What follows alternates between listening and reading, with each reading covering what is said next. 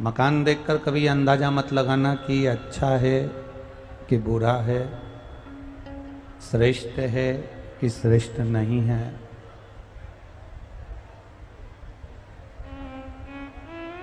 मकान से कभी किसी का अंदाजा नहीं लगाया जा सकता। शिव महापुराण की कथा कहती है, अगर किसी का अंदाजा लगाना है, कई बार ऐसा होता है, करोड़ों की जायदाद होती है, करोड़ों का धन होता है, बहुत वैभव होता है, बहुत संपदा होती है,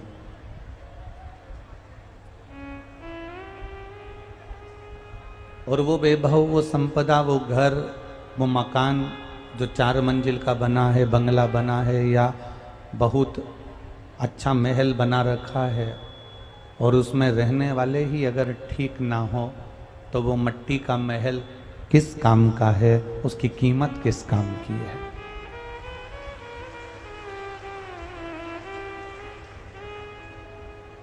मकान देखकर किसी का अंदाजा मत लगाइए। शिव महापुराण की कथा कहती है, अगर किसी का अंदाजा लगाना है तो मकान से मत लगाओ, अगर किसी का अंदाजा लगाना है तो उसके मन को देखकर अंदाजा लगाना कि वो कैसा है।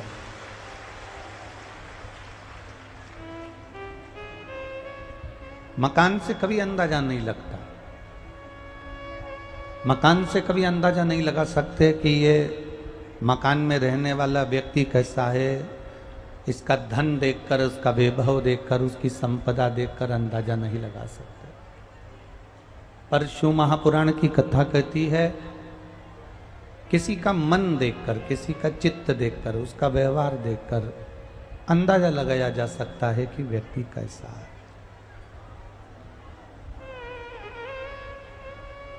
हम हमेशा एक बात कहते आए हैं, आज फिर आपको कह रहा हूं, आप अपने जीवन में उतारना इस बात को।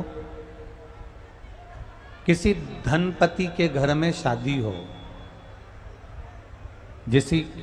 किसी पैसे वाले के घर में शादी हो, किसी धनपति के घर में शादी हो, और एक किसी साधारण व्यक्ति के घर में शादी हो, किसी सहज व्यक्ति के घर में शादी हो, और दोनों की शादी एक ही दिन हो, एक ही तारीख को हो, तो दोनों जगह जाना, अंदाजा लगा कर आना कि पैसे वाले की यहाँ शादी में जाओगे तो केवल दरवाजे पर वेलकम किया जाएगा, उसके बाद तुमसे कोई नहीं कहेगा कि तुमने कुछ खाया कि नहीं खाया। पर किसी साधारण गरीब व्यक्ति की यहाँ शादी में जाओगे तो वो तुम्हारे लिए आसन लगाएगा, पानी भरेगा, पंखा झेलेगा और तुम्हें भोजन कराएगा।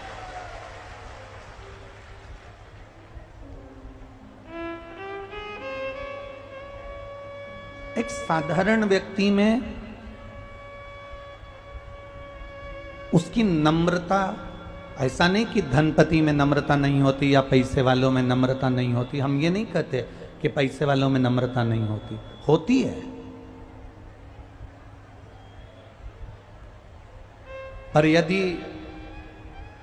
नम्रता का दर्शन यदि करना है, मान सम्मान का यदि दर्शन करना है, नम्रता का दर्शन करना है, मान सम्मान का दर्शन करना है, आदर का दर्शन करना है, तो आप किसी साधारण व्यक्ति का दर्शन कर सकते हैं।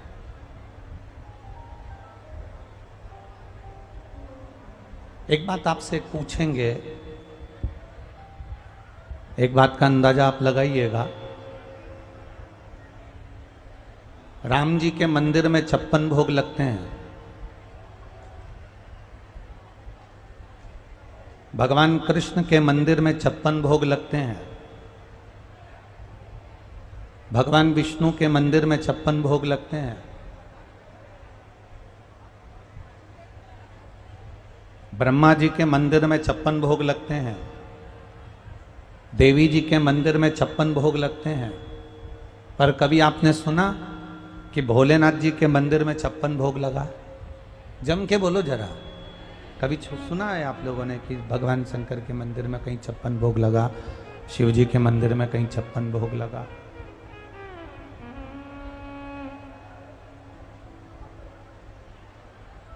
शंकर भगवान के मंदिर में 56 भोग की जरूरत भी नहीं पड़ती।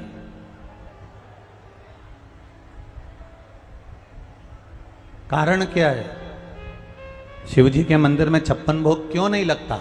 शंकर भगवान के मंदिर में दुनिया के लोग चाहे तो 56 भोग लगा दें, पर शंकर भगवान की कथा कहती है, शिव महापुराण की कथा कहती है कि मंदिर में भगवान के आगे 56 भोग लगे और मंदिर के बाहर कोई भूखा सो रहा हो तो मंदिर में भगवान को 56 भोग अच्छे लगेंगे क्या? जम के तो बोलो, अच्छे लगेंगे? नहीं लगेंगे। सारे देवताओं को 56 भोग लग जाते हैं, पर मेरे महादेव को 56 भोग इसलिए नहीं लगते क्योंकि मेरा महादेव पृथ्वी पर रहता है, मृत्यु लोक में रहता है, भूमंडल पर रहता है। इस भूमि पर मेरा महादेव रहता है, तो मेरा महादेव ये जानता है अगर मैं 56 भोग खाऊंगा और मेरे मंदिर के बाहर अगर कोई बैठा है, सो रहा है, और कोई गरीबड़ा, कोई भिक्षुक अगर भूखा है, तो मेरा 56 भोग खाना बेकार है। इसलिए शिव 56 भोग नहीं पाते। शिव महापुराण की कथा कहती है भोलेनाथ को 56 भोग भले ना चले, पर भोलेनाथ एक कृपा जरूर करते हैं, मेरा शंकर भगवान 56 भोग नहीं खाता, मेरा शंकर भगवान धतूरा पा लेता है, मेरा शंकर भगवान भांग पा लेता है, मेरा शंकर भगवान बेल पा लेता है, पर मेरा भोलेनाथ 56 भोग नहीं पाता।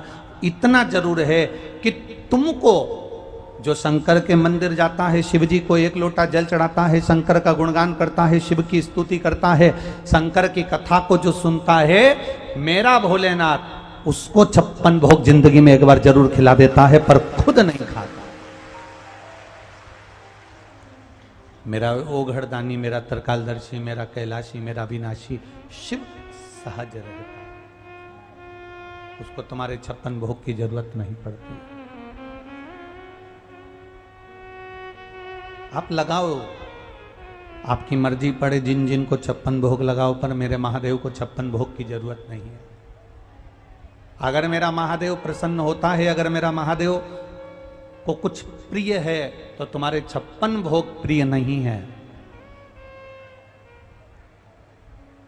मेरे महादेव को अगर प्रिय है, तो तुम्हारा बहुत सारा पकवान प्रिय नहीं है। मेरे महादेव को प्रिय है तो तुम ढेरों लड्डू, पेड़ा, गुलाब जामुन, इमरती, भजिया, पकोड़ा सब ले आओ, मेरे महादेव को प्रिय नहीं है।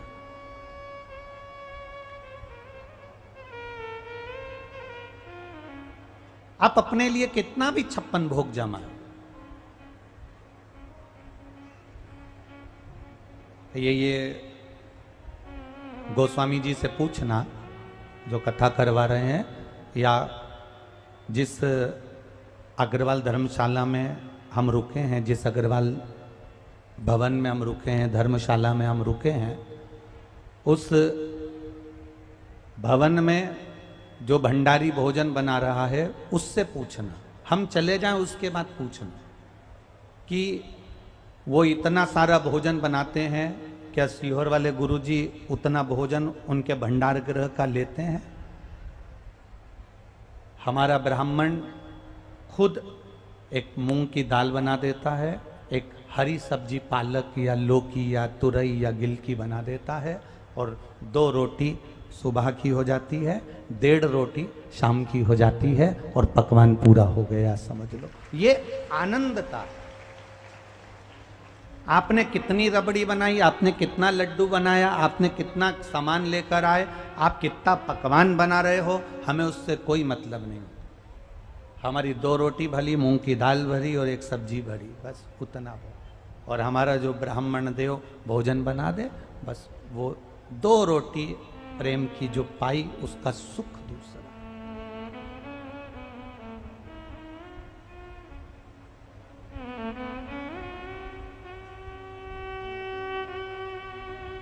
एक मेरा महादेव, मेरा शिव, मेरा ओघड़दानी, मेरा तरकालदर्शी, मेरा कैलाशी, मेरा अविनाशी, मेरा शंकर, देवाधिदेव महादेव, मेरा देव घर वाला 56 भोग नहीं पाता।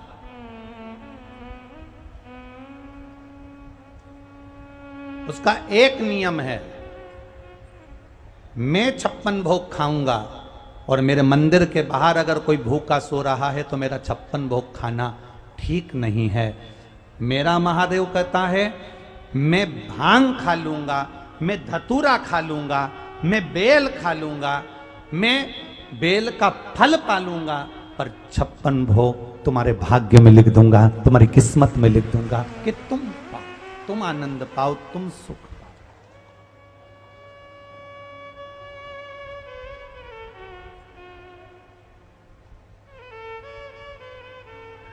तुम्हारे पास में कितनी दौलत है ना, शंकर जी को उसे कोई मतलब नहीं। तुम्हारे पास में कितना वैभव है ना, देवाधिदेव महादेव को उससे कोई मतलब नहीं। तुम्हारे पास में कितनी 4 व्हीलर गाड़ी है ना, उससे महादेव को कोई मतलब नहीं।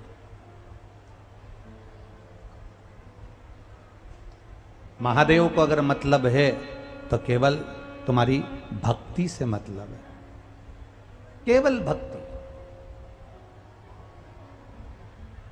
और जो भगवान शंकर की अविरल भक्ति, एक कबीरदास जी का बड़ा सुंदर चरित्र आता है। कबीरदास जी के घर के पास में, कबीरदास जी के झोपड़े के पास में, घर के पास में एक नाचने वाली नर्तकी ने, एक नाचने वाली, सबको प्रसन्न करने वाली नर्तकी ने अपना घर कबीरदास जी के पास में बना लिया। अब कबीरदास जी के यहाँ तो संतों का डेरा लगा रहता था, कबीरदास जी के यहाँ तो साधु संत पड़े ही रहते थे। जो टोली आती थी वो कबीरदास जी के यहाँ चली जाती थी और वहां पर कबीरदास जी के यहाँ रहते, भजन करते, भोजन करते और चले जाते।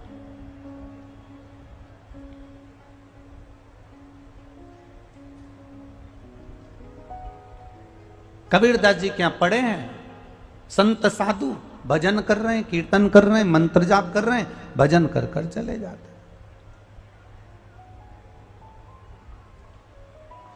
अब देखिए, कबीरदास जी के बाजू में नर्तकी ले रही है, एक नाचने वाली जिसने मकान बना लिया, कबीरदास जी के बिल्कुल बाजू में रह रही है, अच्छे से रह रही है। कबीरदास जी के यहाँ संत आ रहे हैं, साधु आ रहे हैं, सन्यासी आ रहे हैं, तपस्वी आ रहे हैं, साधक आ रहे हैं, उपासक आ रहे हैं, और वो नर्तकी जो रोज शाम होते से ही, दीप लगाते से ही नाचना चालू कर देती है और उसके यहाँ भी लोग आ रहे हैं।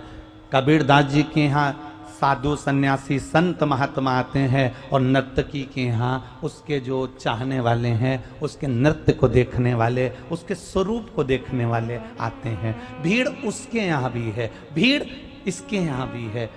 नर्तकी ने अपने पड़ोसी के यहाँ देखा तो संत संत ढेर, बड़े सुंदर सुंदर संत नर्तकी ने देखा कबीर के यहाँ बैठे हुए हैं। नर्तकी के हृदय में ईर्ष्या जाग गई।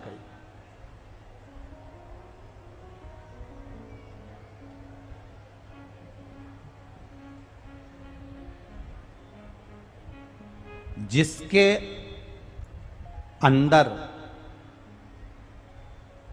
पाप ज्यादा भरा होता है ना, उसको संत अच्छे नहीं लगते।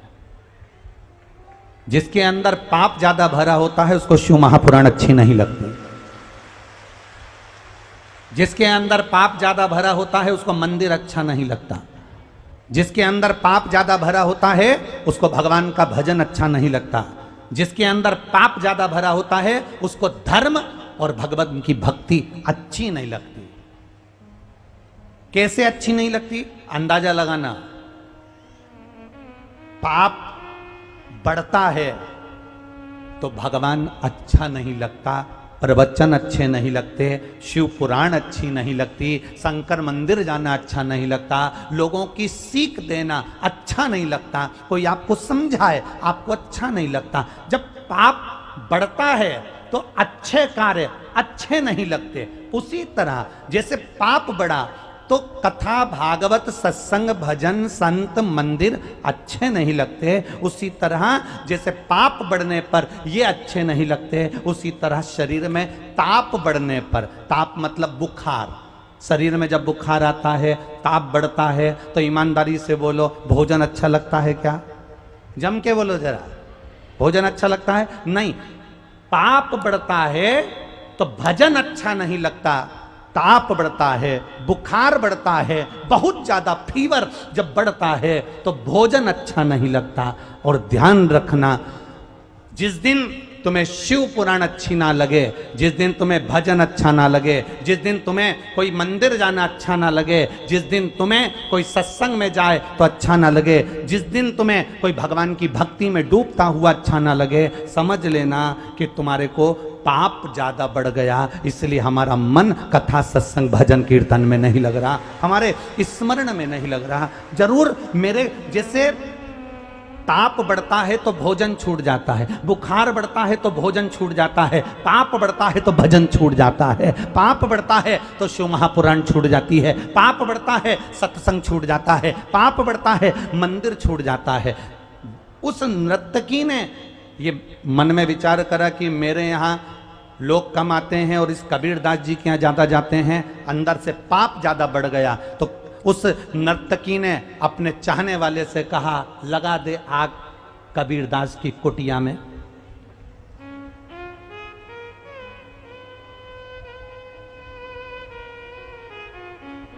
नर्तकी ने अपने चाहने वाले से कबीरदास जी की कुटिया में आग लगाई।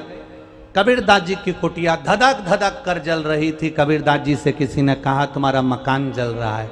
कबीरदास जी बोले, जलने दो, क्या करें, जल जाए तो जल जाए, उसने बनवाया था, उसी ने आग लगा दी, अपन क्या कर सकते। अब क्या हुआ, कबीरदास जी तो बैठ गए भजन गाने, हवा का झोंका चला और हवा जाना थी इधर, हवा का झोंका पड़ गया वेश्या के घर के उधर, और मालूम पड़े 2 मिनट में वेश्या का घर भी खाक हो गया।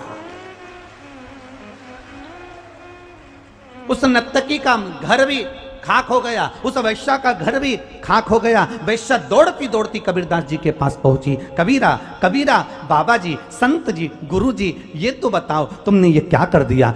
इतने में कबीरदास जी बोले, बहन मैं तो यहाँ बैठा हूं, मैंने तो कुछ भी नहीं करा।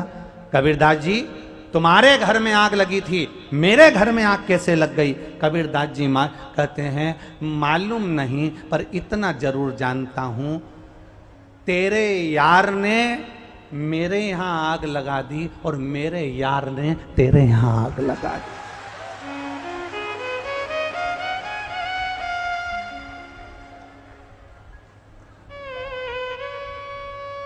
तेरे यार को तो घासलेट के तेल की जरूरत पड़ी थी, माचिस की जरूरत पड़ी थी, मसाल की जरूरत पड़ी थी, पर मेरा जो यार है उसको किसी चीज की जरूरत नहीं पड़ती। जब वो आग लगाता है तो लोग देखता रहता है।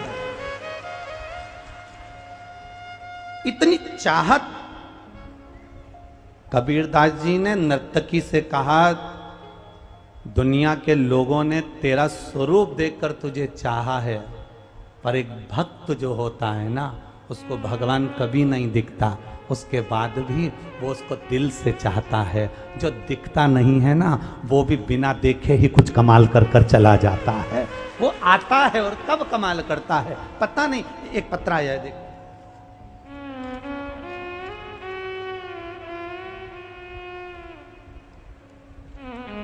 मेरा नाम रुचि पांडे है, पति का नाम मिथिलेश पांडे है, मोहल्ला माल गोदाम रोड, वार्ड संख्या 12, खगड़िया की निवासी हूं। कहीं बैठी हैं आप ही हैं, हाथ हिला दो एक बार। मेरा नाम रुचि पांडे है, पति का नाम मिथिलेश पांडे है, मोहल्ला माल गोदाम रोड, वार्ड संख्या 12, खगड़िया की निवासी हूँ गुरुदेव। बाबा की महिमा का क्या बखान करूँ गुरुदेव। मेरी शादी 2015 में हुई थी। 2015 में शादी हुई, संतान की प्राप्ति नहीं हुई गुरुदेव। सारे डॉक्टरों से इलाज करवाया पर संतान का सुख नहीं हुआ। बड़े बड़े डॉक्टरों को दिखाया, टेस्ट बेबी करवाया, पर संतान का सुख नहीं हुआ गुरुदेव। पर आपकी शिव महापुराण की कथा पहली बार सुनना प्रारंभ करी और उसमें ऐसा मन लगा कि बाबा से दिल से टीवी के सामने प्रार्थना करी, बाबा मेरी गोदी भर दो, मुझे संतान दो। बाबा गुरुजी की कृपा और शिव की कृपा से मैंने पशुपतिनाथ का व्रत करना प्रारंभ करा। सफ़ेद आंकड़े की जड़ को कमर में बांधा, शंकर को जल चढ़ाती, आचमन करती, बेलपत्र चढ़ाती, उसको पाती। बाबा की कृपा का मैं क्या बखान करूं गुरुदेव। मैंने 2 बार पशुपति व्रत करने के बाद बाबा से जो प्रार्थना करती रही, एक बार में काम नहीं हुआ, दूसरी बार करा, बाबा ने ऐसी कृपा कर दी, मेरे दोनों पशुपति व्रत का फल मुझे दे दिया और मेरी गोदी में 2 संतान दे दी। दोनों को लेके आई हो, ले आओ। हाँ ले आओ, ले आओ। मेरे यहां बाबा ने दोनों पशुपति व्रत का फल दिया, एक बेटा और एक बेटी मेरी गोदी में डाल दिया। ये शिव तत्व है, ये शंकर। 2015 से मेरे यहां संतान नहीं थी गुरुदेव, सारे डॉक्टरों का इलाज करवाया पर सुख नहीं। शिव कथा कहती है, खाली ना जाता कोई दर से। देखो ऐसे काम नहीं चलेगा, बिहारी इतना धीमा बोले अच्छा नहीं लगेगा। बिहारी की आवाज तो बड़ी बोल्ड होती है हर जगह पे, तो तुम धीमे कैसे हो गए। जरा अच्छे से बोलेंगे, खाली न जाता कोई दर से तुम्हारे, खाली न जाता कोई दर से तुम्हारे। मैं भी खड़ा हूँ नन्ही बाहें पसारे, अपने हृदय से लगा लो, लगा लो, गिरी जा रही हूँ, उठा लो, उठा लो। प्रभु अपने दर से अब तो न टालो, गिरा जा रहा हूँ, उठा लो, उठा।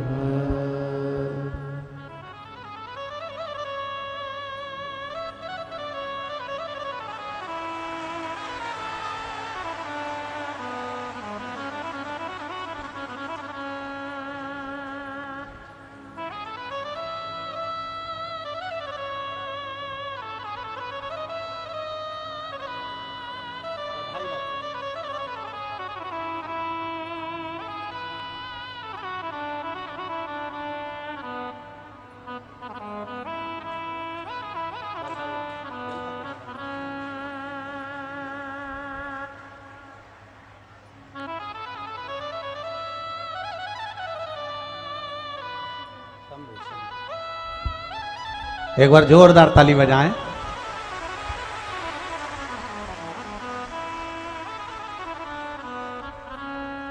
मेरे बाबा तेरी नोटे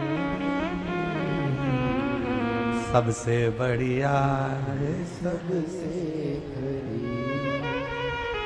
तेरे दरवाजे की चाकरी सबसे बढ़िया है, सबसे। जब से तेरा गुलाम हो गया, तब से मेरा भी नाम हो गया। जब से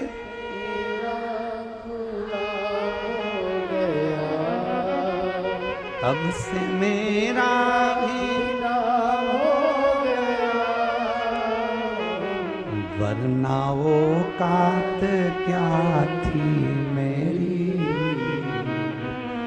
वरना वो कात क्या थी मेरी।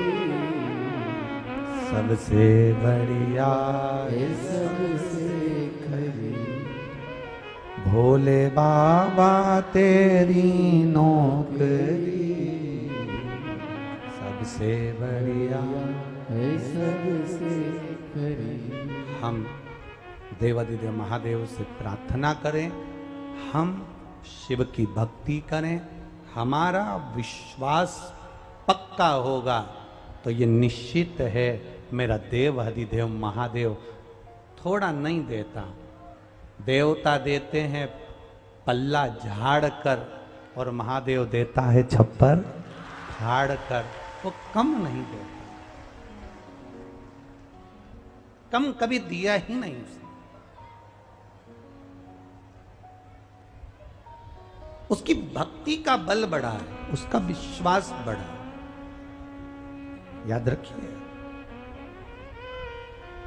पाप बढ़ता है, पाप अगर बढ़ता है तो भजन अच्छा नहीं लगता। पाप बढ़ता है तो शिव पुराण अच्छी नहीं लगती। पाप बढ़ता है तो सियोर वाला महाराज भी अच्छा नहीं लगता।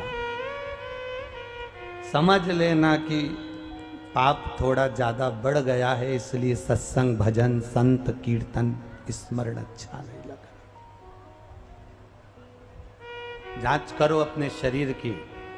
बुखार बढ़ता है तो भोजन अच्छा नहीं लगता, ताप बढ़ता है तो भोजन अच्छा नहीं लगता, और पाप बढ़ता है तो भजन अच्छा नहीं लगता।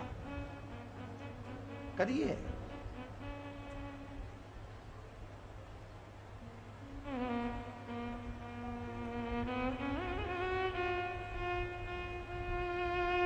पूरा घर भजन नहीं करता, पूरा घर कथा नहीं सुनता, पूरा घर शिव के मंदिर नहीं जाता, पूरा घर शिव महापुराण में नहीं जाता, पर अपने घर में कोई एक व्यक्ति अगर ऐसा है जो भगवान की भक्ति में डूबा हुआ है, भगवान से लगा हुआ है, भगवान से लगा हुआ है, तो समझ लेना कि वो पूरे घर को पार लगा रहा है। एक अकेला, एक अकेला।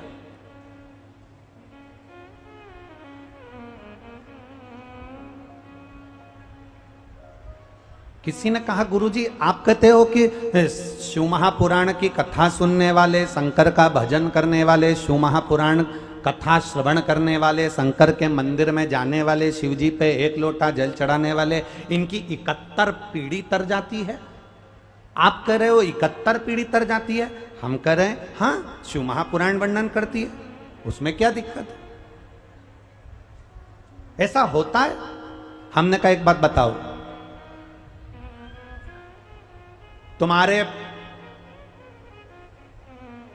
कुल में, तुम्हारे परिवार में, तुम्हारे घर में नहीं, तुम्हारे काका बाबा रिश्तेदार में अगर कोई मर गया तो उसकी सूतक तुमको लगेगी कि नहीं लगेगी? अरे बोलो, जम के बोलो, लगेगी ना। 5-6 पीढ़ी में कोई मर गया, सूतक तुमको लगेगी। 5-6 पीढ़ी में किसी के यहां बच्चा हो गया, बेटा हो गया, सावड़ तुमको लगेगी कि नहीं लगेगी? लगेगी ना। जब तुम्हारे 7 पीढ़ी में अगर कोई मरता है तो सूतक तुमको लगती है, उसी तरह जो एक लोटा जल चढ़ाता है उसके पुण्य का आनंद 71 पीढ़ी तक चले जाता है। यह कोई साधारणता नहीं हमारा। पुण्य 71 पीढ़ी तक जाता है, 71 पीढ़ी। आपका करा गया भजन, आपका किया गया कीर्तन, आपका किया गया मंत्र जाप, आपका किया गया नाम जाप, आपका किया गया स्मरण, ये आपकी कई पीढ़ियों को तार देता है, कई पीढ़ियों को।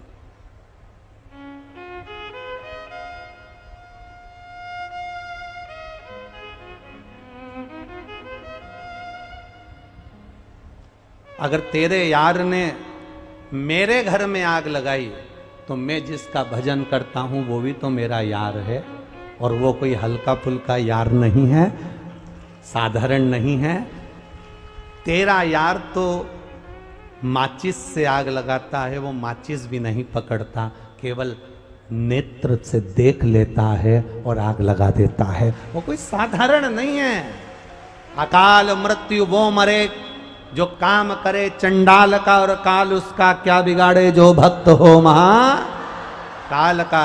आप इतनी संख्या में आए हो, आज पूरा रोड जाम पड़ा हुआ है, तुम्हें भी आने में कम से कम रोड पे से कम आधा पौन घंटा लग गया होगा केवल जाम में से निकलने में। बोलो सही है कि गलत है? और अभी भी तुम इतने अंदर बैठे हो, उतने ही जाम में फंसे हैं। जितने बैठे हो ना इस ग्राउंड में,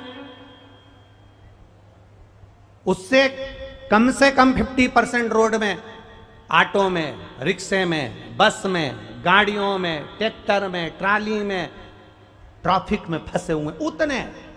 और ये जाम अभी का नहीं है, सुबेरे 9 बजे से 8 बजे से जाम लग चुका था। और वो जाम में लोग धीरे धीरे, वो तो तुम ना जाने कौन सी किस्मत लेके आए हो तो यहां तक पहुंच भी गए हो।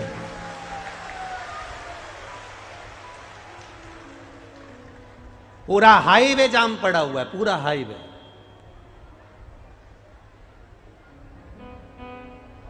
और लोग हम पे इल्जाम देते हैं कि ये सियोर वाला महाराज जब देखो जब जाम करवा देता है। अब हमने किसी से कहा कि तुम जाम लगाओ?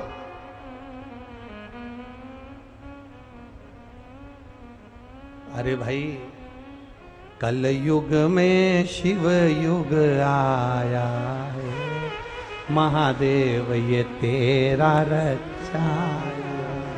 अगर ये कलयुग में शिवयुग दिख रहा है, अगर ये कलयुग में इतने भक्त नजर आ रहे हैं, पंडाल छोटे पड़े जा रहे हैं, अगर कलयुग में कहीं कोई को सभा करना होती है ना, किसी अच्छे से अच्छे को भी, अगर विद्वान से विद्वान नेता को भी सभा करना रहती है तो 200-300 और खाना और गाड़ी सब लगी होती है, पर उसके बाद भी लोग सभा में नहीं पहुंचते। यहां तो 500 भी तुम्हारे लगे हैं और पंखा भी तुम्हारा है और चलकर भी तुम पहुंचे हो, उसके बाद भी शिव की भक्ति में डूबे पड़े हुए हो। यह शिव तत्व, यह शिव की भक्ति है। और ये कथा तो कल समापन हो जाएगी। कल तो टीवी पर कथा 2 बजे से 5 बजे होगी, पर यहाँ पर जो खगड़िया में जो कथा होगी वो सुबह 9 बजे से 12 बजे हो जाएगी। ये कथा तो यहाँ कल 12 बजे विराम हो जाएगी, टीवी पे 2 से 5 देख लोगे। अब यहाँ टीवी पे जितने सुन रहे हैं ना राजस्थान वाले, उनके बैग तैयार हो चुके हैं पुष्कर राज आने के लिए। जितने राजस्थान के लिए, ये केवल एक जगह का कम नहीं है। और तो राजस्थान वालों का भला हो, उनको 2 कथा मिली है एक सावन के महीने में। एक पुष्कर राज में मिली है, ब्रह्मा जी का भारत की भूमि में केवल एक ही मंदिर है पुष्कर जी में, पूरे दुनिया में एक मंदिर ब्रह्मा का पुष्कर राज में। तो एक तो मिल गई पुष्कर राज अजमेर वालों को, और दूसरी मिल गई वो कथा 5 तारीख से चालू होगी, 11 तारीख को विराम होगी, 1 बजे से 4 बजे तक होगी। 11 तारीख को वो विराम होगी, 12 तारीख को अलवर राजस्थान में चालू हो जाएगी। तो ये 2 कथा राजस्थान वालों को मिल गई, और दोनों का समय 1 बजे से 4 बजे तक, 5 से 11 यहाँ चलेगी, 11 तारीख को वो पूरी होगी, 12 तारीख को वहां चालू होगी। भक्ति में डूबे हुए हैं हमारे शिव।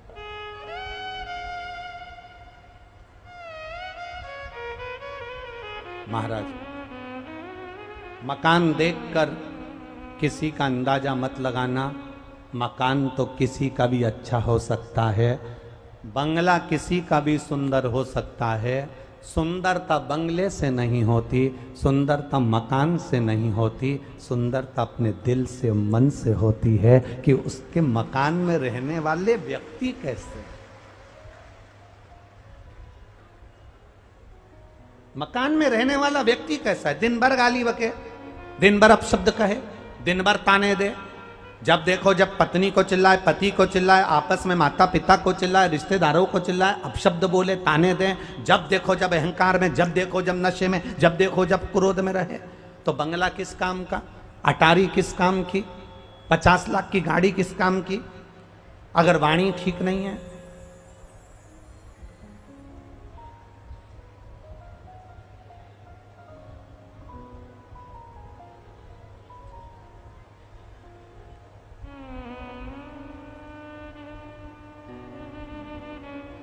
उस वाणी का फिर महत्व क्या है, गाड़ी का महत्व क्या है जब वाणी ठीक ना।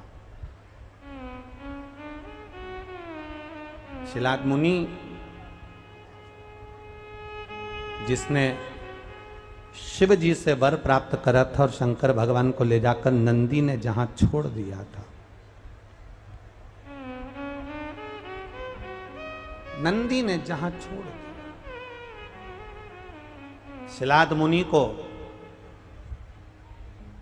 भगवान पत्थर में भी फूल पैदा कर देता है। हम फिर निवेदन करेंगे, जिनके घर में 25-25 साल तक भी औलाद नहीं हुई हो, तुम रूका जी का नाम लेना। सफेद आंकड़े की जड़ पति पत्नी दोनों जाना, आंकड़े की जड़ पति पत्नी दोनों जाएं। रजस्वला धर्म के 7वें दिन उस जड़ को लाएं, शंकर जी के मंदिर में जाएं। तुम रूका जी का नाम लेकर उस जड़ को 21 बार बाबा पर से घुमाकर प्रार्थना कर कर मंदिर में ही देव अधिदेव महादेव के शिवलिंग का दर्शन करते हुए नारी अपनी कमर में लाल धागे में जड़ बांध ले और बाबा को 1 लोटा जल चढ़ाना रोज चालू करे, 1 बेलपत्री चढ़ाना चालू करे, बाबा से रोज प्रार्थना करे। कभी बेलपत्र सेवन करते बन जाए तो करो, नहीं तो जल चढ़ाकर आचमन करो और बाबा से प्रार्थना करना, बाबा सबको दिखा लिया, सबके सामने झोली फैला ली, ना जाने कहां कहां जाकर मैंने सिर झुका लिया। अब तेरे भरोसे पर हूं, कहीं नहीं जाऊंगी। अब गोदी में संतान देगा तो तू देगा, तेरे यहां से मिलेगा। और इस व्यासपीठ ने देखा, किसी के यहां 3, किसी के यहां 2। यही बाबा की कृपा है, उसकी करुणा। कोई के यहाँ 30 साल में, कोई के यहाँ 35 साल में, कोई के यहाँ 25 साल में, कोई के यहाँ 22 साल में इस व्यासपीठ ने देखा कि संतानों की प्राप्ति है। ये इतने पत्र ऐसे ही नहीं भेज देता कोई। इन पत्रों को कभी पढ़ना, इन पत्रों में आपके हृदय की बात और बाबा ने जो आपको दिया है, ये सब इन पत्रों में लिखा पड़ा हुआ है। सब पत्रों, कोई ऐसे नहीं भेजता। और इतने इससे 4 गुना नीचे फंसे हैं इसमें, नीचे। एक विश्वास के साथ अब शिव का भजन करो, एक भरोसे के साथ मेरे महादेव का भजन करो। ये कथा गोस्वामी परिवार ने कराई है, श्री नवीन कुमार जी गोस्वामी जी ने कराई है। बाबा से प्रार्थना करना, बाबा इस पंडाल में आप स्वयं देवघर छोड़कर बैठे हो, आपसे निवेदन है बाबा, हमारी झोली ऐसी भरना कि एक बार हम भी शिव पुराण की कथा करवाएं। ऐसी कृपा। धन देना पर ऐसा मत देना कि वो धन गलत जगह पर चले जाए। धन देना तो ऐसा देना कि सही जगह पर लग जाए। घर में आने वाला धन अगर घर का एक व्यक्ति भी सही जगह पर लगाता रहता है तो उस घर को बर्बाद कोई नहीं कर पाता है। चाहे कितने भी पापीड़े जीव उस घर में रह रहे हो तो भी बर्बाद नहीं हो पाते, क्योंकि एक सत्कर्म करने वाला उस घर के अंदर रह रहा, एक भजन करने वाला, भक्ति में डूबने वाला रह रहा।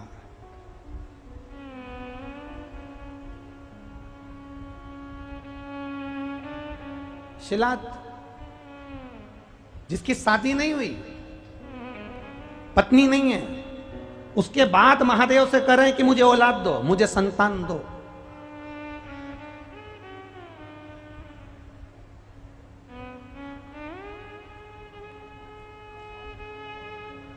अब जरा विचार करिएगा कि पत्नी नहीं है तो फिर औलाद क्यों मांगना?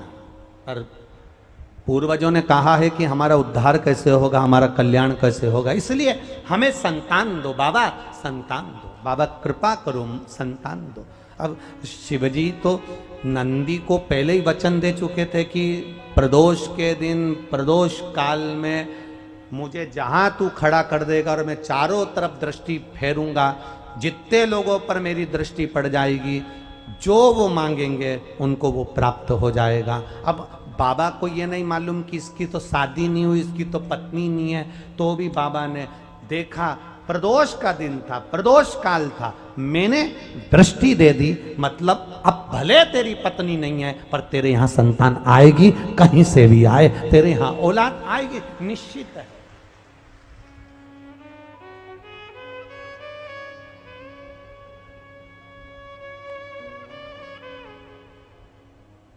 भगवान कृष्ण किन के पुत्र थे?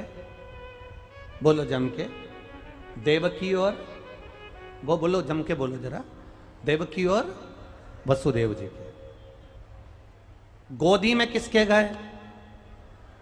अच्छे से बोलो जरा। यशोदा जी।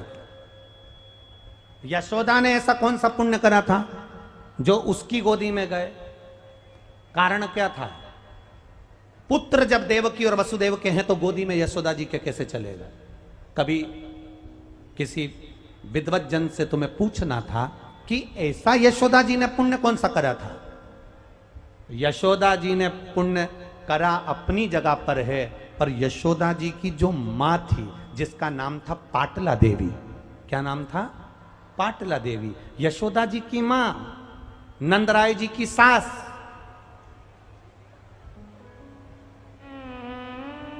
शंकर की भक्ति करने वाली थी पाटला देवी। यमुना जी के घाट पर जाती थी, शंकर भगवान के शिवलिंग का निर्माण करती थी पाटला, और शिव जी की पूजन करती थी पाटला। यमुना जी का जल पाटला देवी शंकर भगवान को समर्पित करती थी। भोलेनाथ इतने प्रसन्न हो गए, इतने प्रसन्न हो गए कि पाटला के पास में आकर एक बूढ़े का रूप रखकर पूछ लिया, पाटला तू रोज मेरी पूजन करती है? पाटला तू रोज शंकर जी की पूजन करती है, तुझे क्या चाहिए? पाटला कहती है, ए बाबा तुमसे कुछ नहीं चाहिए, मुझे जो भी चाहिए मेरे महादेव से चाहिए। तुमसे लेकर क्या करूंगी? लूंगी तो महादेव से। तो महादेव से तुझे क्या चाहिए? अरे बाबा मेरी बेटी है ना यशोदा। हाँ, उसके घर में संतान नहीं है, उसके पति 60 साल के होने वाले हैं और मेरी यशोदा बेटी 55 की होने वाली, और उनके घर संतान है। शंकर भगवान बूढ़े का रूप रखे थे तो मुस्कुरा दिए। अब 60 साल की अवस्था में संतान, 55 साल की अवस्था में। कई लोग भजन में गाते हैं ना, चमत्कार सा हो गया लोगों, हो गई बात निराली, और रात ही रात में नंद बाबा की दाढ़ी हो गई काली। मतलब 60 और 55 की उम्र, और उस उम्र में संतान। तो तुरंत भोलेनाथ जी बोले, तुम क्या चाहती हो? बस मेरी बेटी के संतान आ जाए, संतान का सुख मिल जाए, संतान का सुख।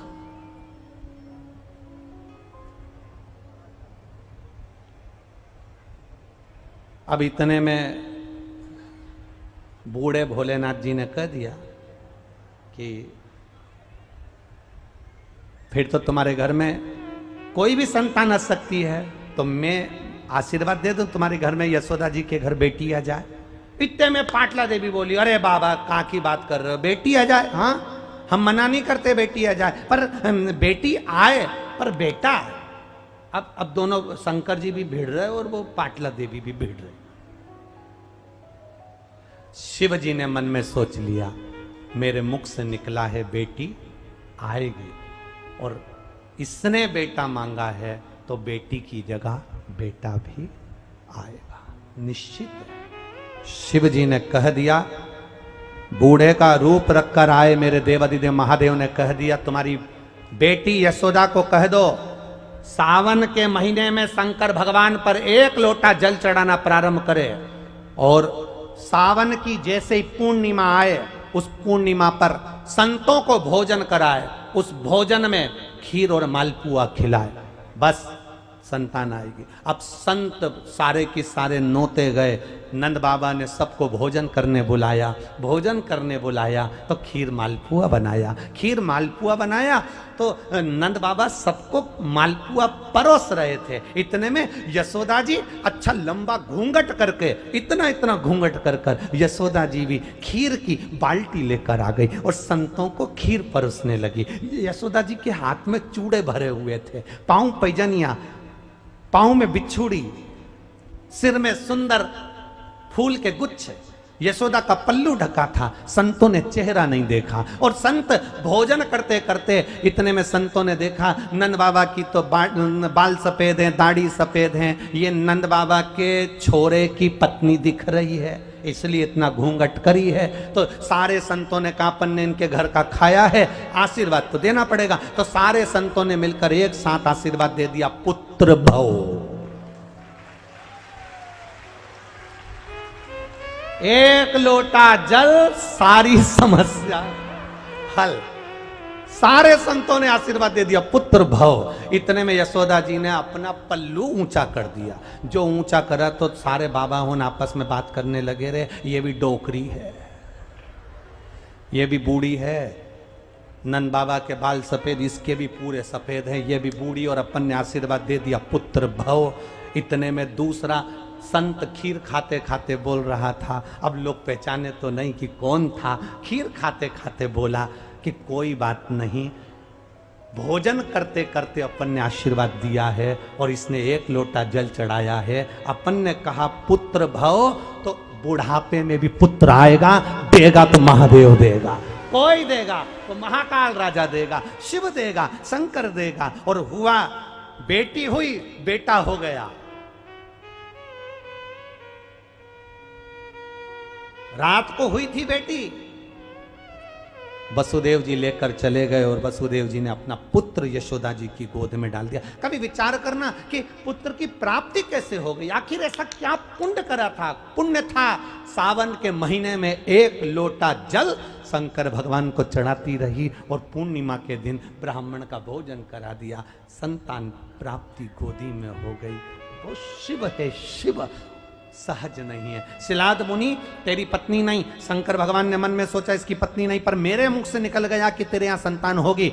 मैंने नंदी को वचन दिया था, जिसको देखूंगा प्रदोष के दिन, प्रदोष काल में जो मांग रहा होगा उसको दे दूंगा। इसलिए कल कथा में कहा था, एक दिया बेलपत्र के नीचे और एक दिया, बोलो बोलो जम के, अपने दरवाजे के राइट भाग में प्रदोष के दिन, प्रदोष काल में लगाना चाहिए, जिससे शंकर भगवान नंदी के साथ जाएं, तुम्हारे दरवाजे पर दिया लगा हुआ देखें तो शंकर भगवान नंदी शिव जी से कह दे, ये रोज मेरे मंदिर में आती है, ये रोज आपके मंदिर में आके एक लोटा जल चढ़ाती है, आज दिया लगाकर बैठी है, आपका इंतजार कर रही है, इस पर दृष्टि फेर दो, कल्याण कर दो, दृष्टि फेरो कल्याण।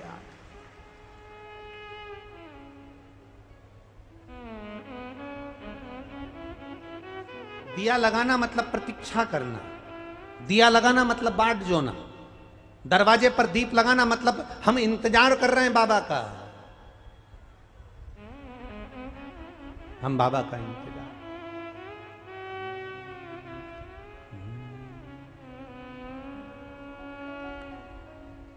मुझे तेरा ही सहारा है मेरे भोले। दिया लगाना, इंतजार करना। शिलाद मुनि शिव को पुकार रहा। शंकर भगवान ने पत्नी नहीं है तो भी शिलाद मुनि को संतान दी है। एक बात अपने जीवन में उतार कर रखना बहुत अच्छे से। बिहार की खगड़िया, बिहार में ये कथा चल रही है और नंदीश्वर शिव महापुराण की कथा चल रही है। अपने भीतर ये उतार कर रखना कि आप अगर एक लोटा जल महादेव को चढ़ा रहे हो, थोड़ा हो सकता है कि तुम्हारे दुख कटने में देरी लगे, पर बाबा जब दुख काटता है फिर वापस दुख आने नहीं देता, वो तुम्हें सुख की ओर ले जाए। अपने भरोसे को मत तोड़ना, अपने विश्वास को मत। एक पत्र आया देखिए,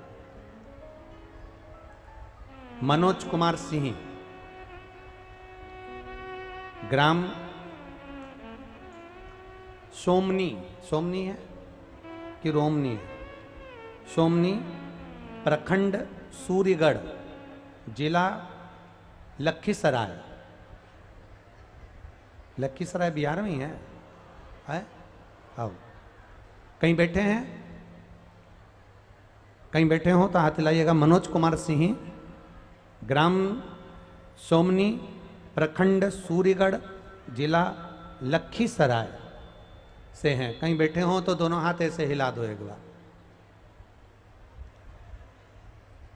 अगर कहीं बैठे हो तो अपना हाथ हिला सकते हैं, ऐसा हाथ हिला देना। अगर कहीं बैठे हो तो दिख जाएंगे। गुरुदेव, मेरी शादी 1989 में हुई थी। सन बोलो एक बार वापिस। 1989, 90 के एक पहले 89 में, ठीक है। मेरी शादी 1989 में हुई थी। डॉक्टरों का साला इलाज करवा लिया था गुरुदेव, पर संतान की प्राप्ति नहीं हुई। अभी कौन सा साल चल रहा है? 23। 89 से 23 कितने हो गए? कितने साल पुरानी बात है? 34। मेरी शादी 89 में हुई थी। सारे डॉक्टरों का इलाज करवाया, पर संतान की प्राप्ति नहीं हुई गुरुदेव। आखिरी में ये मान लिया कि भगवान को ही पुत्र मानो, अब कोई संतान नहीं, संतान का सुख नहीं। इस बीच में 2019 को आपकी कथा कोरोना काल में मेरी पत्नी ने टीवी पर सुन ली, और मेरी पत्नी ने मुझसे कहा कि ये सियोर वाला महाराज कथा कहता है, और कहता है कि टीवी के सामने भी बैठकर अगर मांगोगे तो पूरा होता है। आप और मैं टीवी के सामने आसन लगाकर कथा सुन लें। हम दोनों पति पत्नी ने कथा सुनी। आपने उस कथा में तुमरुका जी का वर्णन करा, सफ़ेद आंकड़े की जड़ का वर्णन करा। मैंने मेरी पत्नी से कहा, अब अपन ने कथा सुनी है तो सफ़ेद आंकड़े की जड़ का प्रयोग भी करते हैं। देखें, सियोर वाला महाराज इतना कहता है कि भगवान खाली नहीं छोड़ता। केवल 34 साल तो हुए ही हैं शादी को, केवल 34 साल हुए हैं। 1990 में मेरी शादी हुई है अपनी, तो एक बार प्रयोग करने में क्या जाता है। बाबा की कृपा का मैं क्या गुणगान करूं गुरुदेव। सफ़ेद आंकड़े की जड़म पति पत्नी लेकर आए, पत्नी ने कमर में बांधी, शिव जी को जल चढ़ाना दोनों ने चालू करा। दोनों साथ में शंकर मंदिर जाते, जल चढ़ाते, और वो जल लेकर आते, पीते, और बाबा की कृपा से संतान की प्राप्ति हुई। मेरे घर में पुत्र की प्राप्ति हुई है, जिसका नाम मैंने शिव रखा है। शिव कृपा। अभी तो कथा ही चल रही थी कि चमत्कार सा हो गया लोगों, हो गई बात निराली। रात ही रात में नंद बाबा की दाढ़ी हो गई काली। मेरी उम्र है 52 साल। कितने साल के हैं? 52 साल मेरी उम्र है। आप टीवी पर भी पढ़ सकते हो पत्र को। मनोज कुमार सिंह, 52 साल की उम्र, ग्राम सोमनी, प्रखंड सूर्यगढ़, जिला लखीसराय। 52 वर्ष की उम्र है, और बाबा ने मुझे, मैं क्या गुणगान करूं, मुझे पुत्र रत्न की प्राप्ति हुई। ये शिव कृपा है।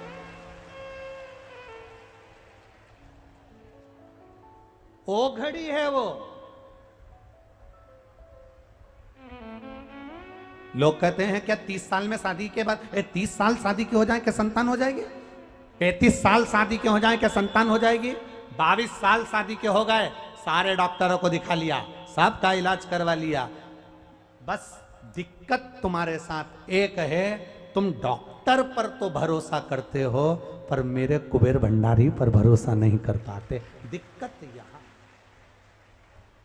आपने डॉक्टर पर जितना भरोसा करा, टेस्ट बेबी पर जितना भरोसा करा, उतना भरोसा मेरे महादेव पर भी तो करो कि शिव पुराण की कथा मैंने सुनी है, पंडाल में जाकर सुनी है, बैठकर सुनी है, आस्था चैनल पर टीवी के सामने सुनी है, मोबाइल पर सुनी है। मेरा विश्वास कहता है कि मेरा बाबा मेरी झोली भरेगा। अगर विश्वास पक्का हो गया तो बाबा को देना ही पड़ेगा, ये निश्चित है। खाली न जाता कोई दर से तुम्हारे, खाली न जाता दर से तुम्हारे मैं भी खड़ा हूँ नन्ही बाएं पसार, अपने हृदय से लगा लो, लगा लो, गिरा जा रहा हूँ उठा लो, भोले अपने दर से अब तो न टालो, गिरा जा रहा हूँ उठा लो। उसका किया गया भजन खाली नहीं जाए। हम इस व्यासपीठ से कहना चाहेंगे, आपने अगर किसी को एक बोतल पानी पिलाया है ना, एक पानी का पाउच भी दिया है ना, अगर उसका मुंह एक बिस्कुट के पुड़े से भी झूठा कराया है ना, एक कॉपी में तारीख, दिन, समय लिख लेना और लिख भी लेना कि मैंने 20 रुपए का पानी पिलाया, 3 महीने इंतजार करना, वो 20 रुपया 1000 गुना होगा कि नहीं होगा, बताना जरूर हमें। आज ये गोस्वामी परिवार कथा करवा रहा है, हम इनसे भी कहेंगे कि आपने जो कथा कराई, बाबा का जो भक्त आए आपके दरवाजे पर, खगड़िया नगर में इतने भक्त पहुँचे, उनके चरण पड़े, ये शंकर के भगत के चरण ऐसे ही नहीं जाएंगे। आपकी जो झोली बाबा भरेगा ना, दूसरी बार आप सीहोर में खड़े मिलोगे कि ये कथा वापिस खगड़िया के लिए दीजिए। ये शिव जिस नगर में, जिस गांव में कथा कर कर, शिव पुराण कर कर ऐसी बाबा की कृपा है कि हम चले जाते हैं, उसके बाद जजमान वापिस सीहोर पहुंच जाता है कि साल भर में फिर कथा दो, एक कथा और दे दो। कब? क्यों?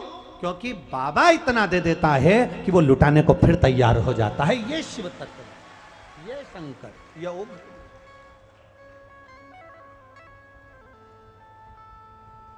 अब 52 साल की उम्र में आप में से कितने लोग हैं जो ये अंदाजा लगा के बैठेंगे कि मेरे घर में संतान होगी?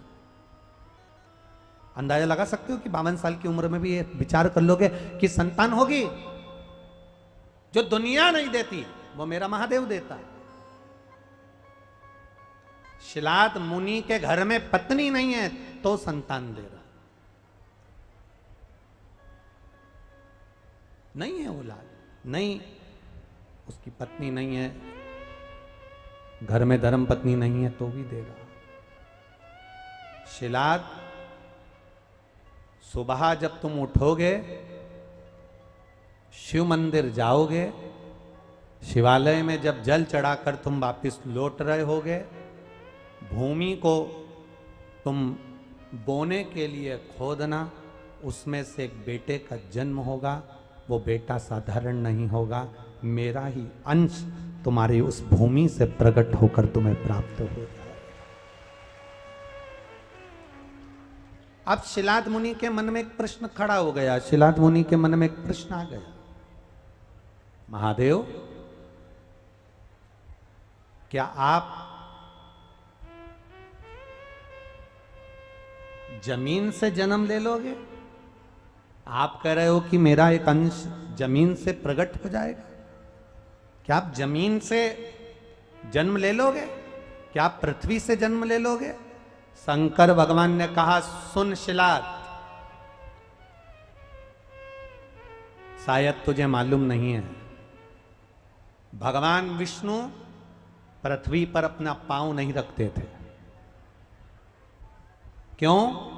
क्योंकि भगवान विष्णु ने कहा था कि कंकर में मुझे शंकर नजर आता है, इसलिए भगवान विष्णु कंकर पर पांव नहीं रखते थे। तो मैंने नारायण से कहा कि आप मुझसे दूरी ना, मेरी और आपकी दूरी ना हो, इसलिए आप पांव मत रखो, सांप बन जाओ, तो कंकर से चिपक कर चलोगे तो शंकर के गले में पड़े रहोगे। तब भगवान विष्णु सांप बन गए और मेरे गले में नारायण सांप बनकर पड़े हुए हैं। तो सुनो शिलाद, तुम कह रहे हो क्या आप पृथ्वी से प्रकट होगे? शंकर भगवान कहते हैं सुनो शिलाद, जिसने कंकर में शंकर को जान लिया, इसलिए कुबेरेश्वर धाम सीहोर का महत्व क्यों है, क्योंकि वो जो उतनी सी जो जगह है कुबेरेश्वर धाम की, जो वो 2-5 एकड़ की जो जगह है जहाँ कंकर शंकर है, उस भूमि का कंकर शंकर क्यों मान्य होता है, क्योंकि वहां तब साधना का बल बढ़ा,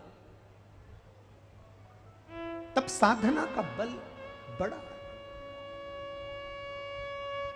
क्यों लोग वहां आते हैं और कंकर की पूजन करते हैं, और कंकर की पूजन कर कर, हाँ एक गलती कुबेरेश्वर धाम में जितने लोग आते हो ना, एक गलती कभी मत करना, जो गलती तुम लोग करते हो हम आपको फिर समझा रहे हैं। कुबेरेश्वर धाम में आने वाले इतना ध्यान रखो, आप कंकर शंकर उठाकर पूजन करो, 5 कंकर की पूजन करो, हम मना नहीं करेंगे, पर पूजन करने के बाद में जो भी आपके वहाँ जो कंकर की आपने पूजन करी है उसको उठाकर एक जगह पर कहीं पर भी स्थान पर उसको ले जाकर अवश्य रखना चाहिए, जमीन पर उसको छोड़कर नहीं जाना चाहिए। पूजन करने के बाद उन कंकर को उठाकर एक और पटक कर जाओ, एक और रख कर जाओ, जिसकी तुमने पूजन करी है, जिसकी तुमने पूजन करी। अब लोग आते हैं कंकर शंकर की पूजन करने के लिए, तो वहाँ पूरे ग्राउंड में पूजन करते हैं और कंकर शंकर को वहीं रखकर चले जाते हैं। फिर कोई आता है तो उसका पाँव लगता है, जूता चप्पल लगता है, सब चीज़। तो उसको पूजन करने के बाद उसको उठाओ और एक जगह पर रख कर जाओ, एक जगह पर उसको कहीं पर भी आप स्थान पर उसको रख कर जाओ। कंकर शंकर का स्मरण करो, मना नहीं। इसलिए कुबेरेश्वर धाम में एक बड़ा सा कंकर के रूप में महादेव केदारशिला के रूप में विराजमान है, जिनकी आराधना आप और हम करते रहते हैं। क्या आप जमीन से जन्म ले लेंगे, जमीन से आप प्रकट हो जाएंगे? शिव जी कहते हैं कि मैं पृथ्वी पर से ही प्रकट हो जाऊंगा। पर एक बात है नंदी, शिलाद मुनि के घर में जो संतान जन्म लेगी, शिलाद मुनि के घर में जो संतान पैदा होगी, इसकी उम्र पूरी नहीं होगी, आधी उम्र में मर जाएगा। अब शिलाद मुनि से ये पूछ लो कि तुम्हारे यहाँ जो औलाद होगी वो आधी उम्र की होगी। शिलाद मुनि ने कहा, संतान तर्पण तिलांजलि देने वाली संतान अगर मेरे यहाँ आ गई और बाबा ने मुझे औलाद दी है, संतान दी है, तो उम्र भी वही मेरा बाबा मुझे प्रदान कर देगा, ये निश्चित है। उसमें मुझे सोचने वाली बात नहीं, उसमें मुझे टेंशन का विषय नहीं है। मेरे बाबा पर मेरा पूर्ण भरोसा है, विश्वास। आप लोगों से एक बात कहें, शंकर जी के मंदिर जाया करो ना, एक लोटा जल चढ़ाने के लिए जाया करो तो भरोसे के साथ जाया करो।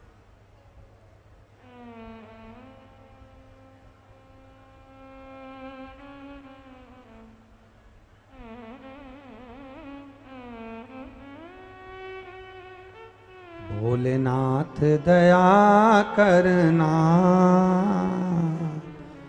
मैं तेरे भरोसे,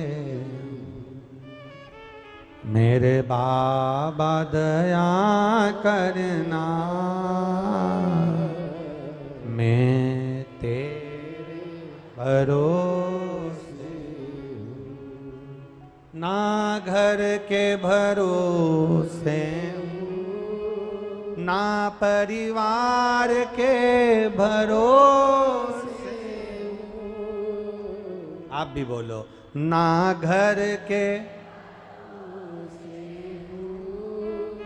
ना परिवार के भरोसे, मेरे बाबा दया करना, मैं तेरे भरोसे। मेरे बाबा दया करना, मैं तेरे भरोसे। ना इनके भरोसे हूँ, ना उनके भरोसे, ना इनके भरोसे, ना उनके भरोसे। मेरे बाबा दया करना, मैं तेरे भरोसे। मेरे बाबा दया करना, मैं तेरे भरोसे। आप एक लोटा जल चढ़ाने के लिए जब जाएं, पूरे भरोसे के साथ जाना, पूरे विश्वास के साथ, पूरी दृढ़ता के साथ जाना।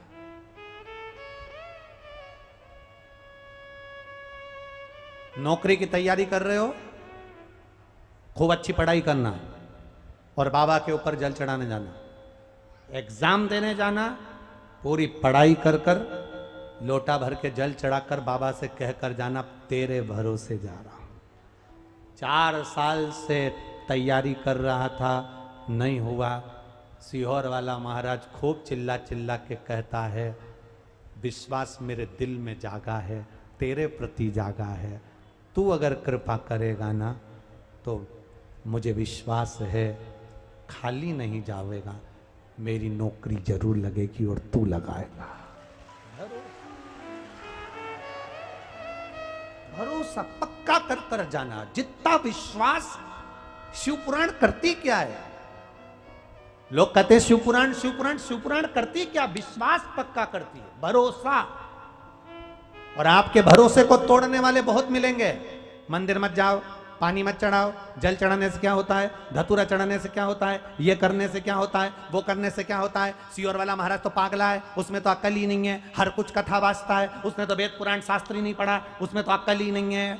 हमारा निवेदन इतना सा कहना है, शबरी ना वेद जानती थी ना पुराण जानती थी, केवल दरवाजे की झाड़ू लगाती थी और सबरी के दरवाजे पर राम आ गए थे। हम भी कुछ नहीं जानते, पर मेरा भोलानाथ, हम भी नहीं जानते वेद पुराण शास्त्र।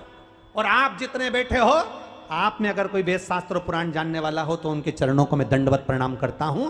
पर हम ना वेद जानते, ना शास्त्र जानते, ना पुराण जानते। हम तो इतना जानते हैं कि मेरा महादेव हर एक के लिए, पशु के लिए जब पशुपति नाथ बन सकता है तो मेरा महादेव मेरे लिए भी आ सकता है, इतना जान।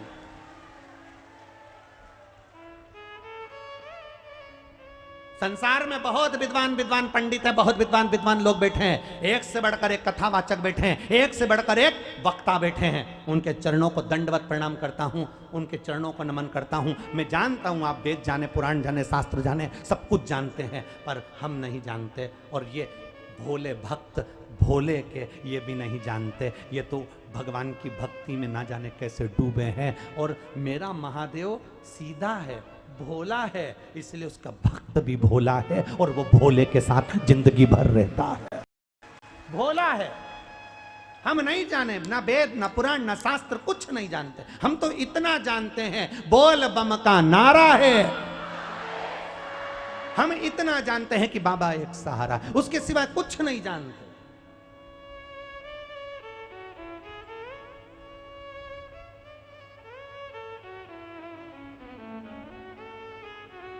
जब मर रहे होंगे, पलंग पर पड़े होंगे, कहीं एक्सीडेंट, कहीं बीमारी जब घेर ली होगी, अंतिम क्षण होगा, पलंग पर पड़े होंगे, उस समय पर ना तो कोई राम रक्षा स्तोत्र सुनाने वाला होगा, ना श्री सूक्त सुनाने वाला होगा, ना पुरुष सूक्त सुनाने वाला होगा, ना वेद और पुराण के मंत्र बोलने वाला होगा। हॉस्पिटल में डॉक्टर सिस्टर होगी और हॉस्पिटल में अगर कोई तुमको ढेर बांधने वाला होगा तो इतना कहने वाला जरूर होगा, घबराना मती, मैंने शंकर जी को 1 लोटा जल चढ़ाया है, वो तुम्हें कुछ नहीं होने देगा। इतना कहने वाला जरूर होगा। शंकर पर विश्वास रखना, तुम्हें कुछ नहीं होगा, तुम परेशान मत हो, तुम्हें कुछ नहीं होगा। यहाँ पर ये जजमान श्री नवीन कुमार जी गोस्वामी जी बैठे हैं, इनकी धर्मपत्नी श्रीमती खुशबू जी गोस्वामी बैठी हैं। इनके पिताजी को लीवर और किडनी गड़बड़ हो गई थी। कहीं बैठे हैं इनके पिताजी? यहाँ कहीं बैठे हैं?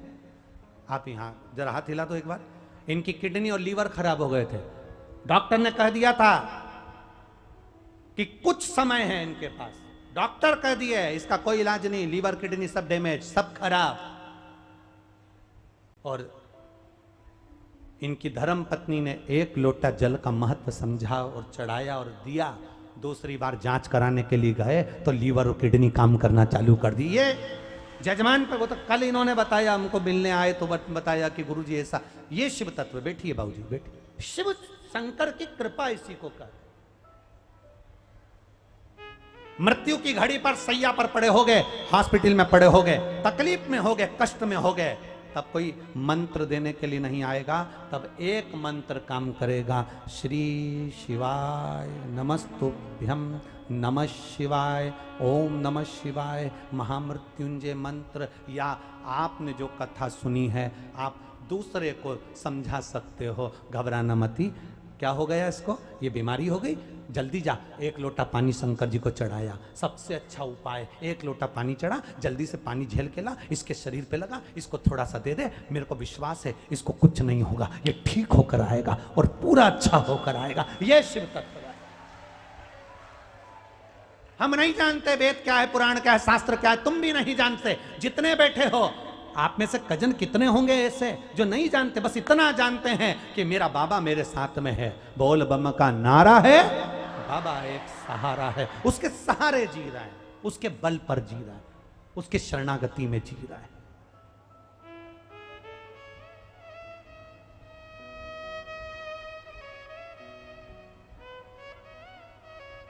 दूसरी जगह पर आपको दिखावा मिल सकता है, पर हमारे यहाँ दिखावे का भी काम नहीं है। जो कहना है मुंह पर कह देना, जो बोलना है ना वो बोल देना, क्या छुपा के रखे।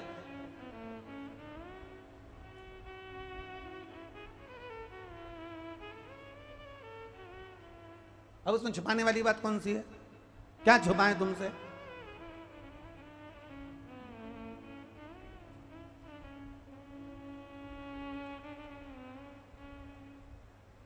जितनी खुलकर जिंदगी जियोगे उतनी मस्त जिंदगी जियोगे, जितना दब के जिंदगी जियोगे उतनी दुखी जिंदगी जियोगे। खुलकर जियो, खुलकर।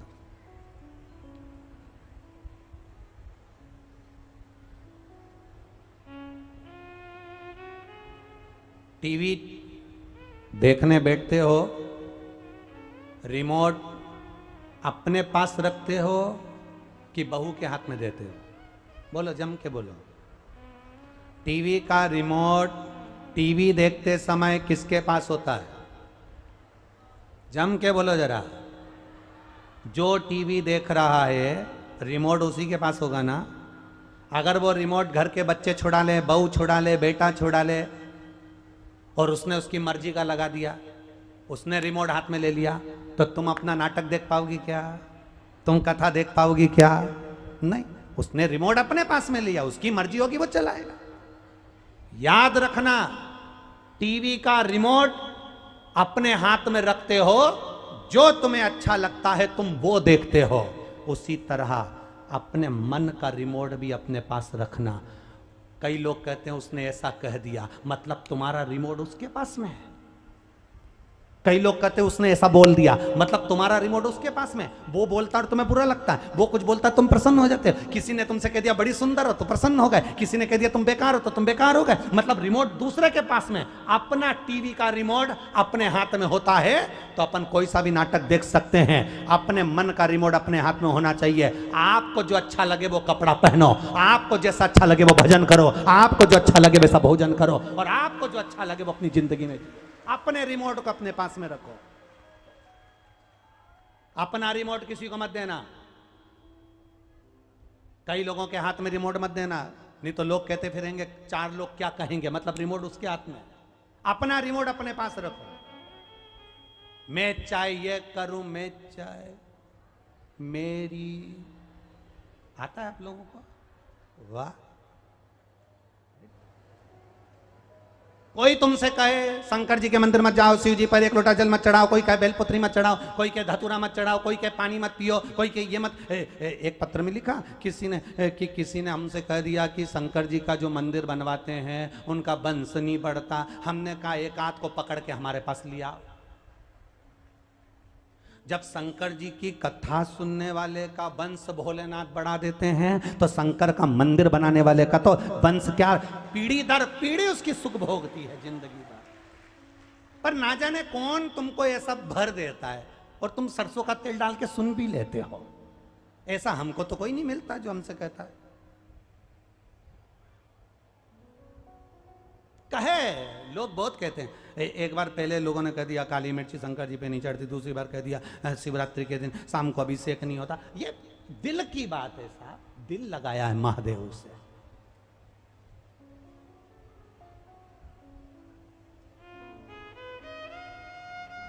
अच्छा एक बात और अच्छे से पूछ लें आपसे, अरे बोलो तो, बुरा तो नहीं लगेगा? बस तो जिससे प्यार करो, जिससे स्नेह करो, जिससे प्रेम करो, उससे क्या रविवार को ही बात करना चाहिए या 8:30 बजे ही बात करना चाहिए या सुबेरे 9 बजे ही बात करना चाहिए? जिससे प्रेम होता है, जिससे प्यार होता है, जब दिल करे तब मोबाइल लगा लो, वो उठा ही लेगा।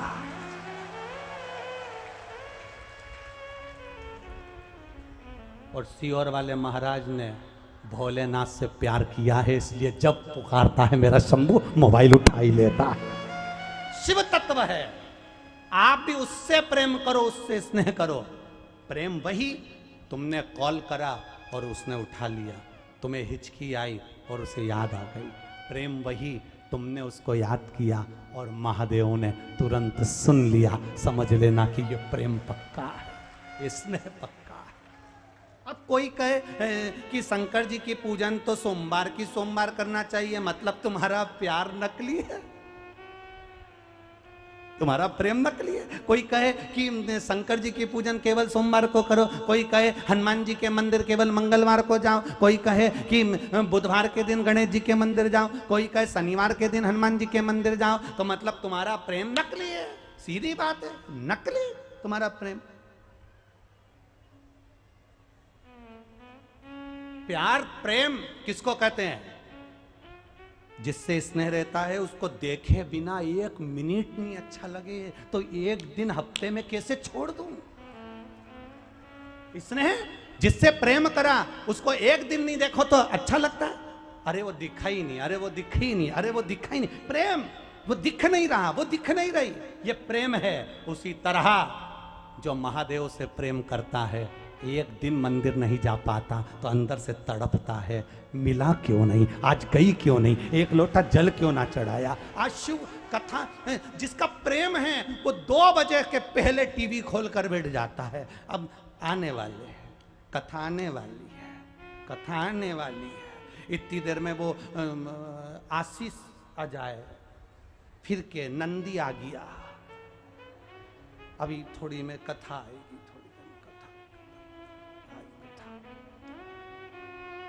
लगन तुमसे लगा बैठे जो होगा और तुम्हें अपना बना बैठे जो होगा, देखा जाए। बस उससे प्रीत जुड़ गई है, प्रीत जुड़ गई। और प्रीत साधारण नहीं होती है, प्रीत प्रीत। और बाबा से बस केवल इतना जरूर करना, हे प्रभु जब छोड़ चलूं इस दुनिया को, होठों पे नाम तुम्हारा, जब छोड़ चलूं इस दुनिया को, होठों पे नाम तुम्हारा। चाहे नरक मिले चाहे। अच्छा बिहार वालों, तुम्हें भजन तो बहुत अच्छे आते रहे। चाहे नरक मिले चाहे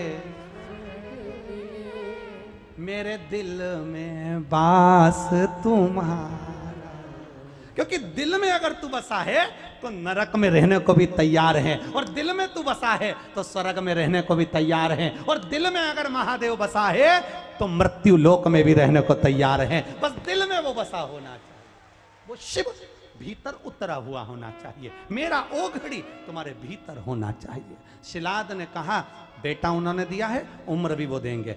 बेटे का जन्म हुआ, भूमि में से एक बेटे ने जन्म लिया जो आनंदी था, उसके अंदर आनंद भरा था, इसलिए उसका नाम नंदी रख दिया। नंदी रखा, धीरे धीरे बड़ा हुआ, सारा वेद पुराण शास्त्र सब शिलाद मुनि ने उसको ज्ञान दे दिया, इतना ज्ञानी पुत्र बना दिया। परंतु क्या हुआ कि बेटा पढ़ रहा था, अवस्था बढ़ रही थी, बाद में दो ऋषि आ गए, और दोनों ऋषि जब शिलाद मुनि के यहाँ आए, उन्होंने कहा मुनि जी हमको भोजन करना है। शिलाद मुनि ने भोजन कराया, नंदी ने भोजन परोसा। भोजन परोसने पर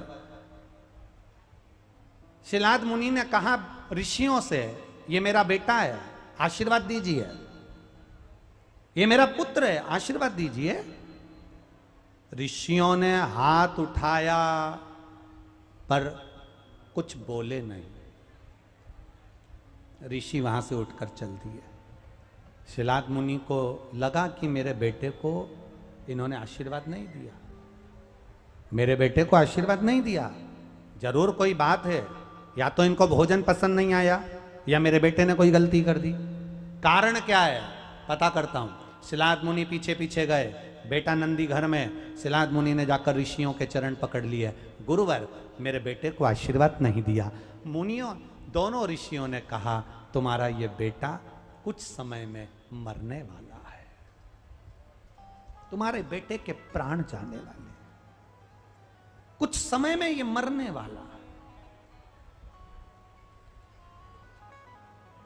अच्छा ईमानदारी से बोलो, कोई तुमसे कह दे कि तुम 15 मिनट में मरने वाले हो, क्या करोगे?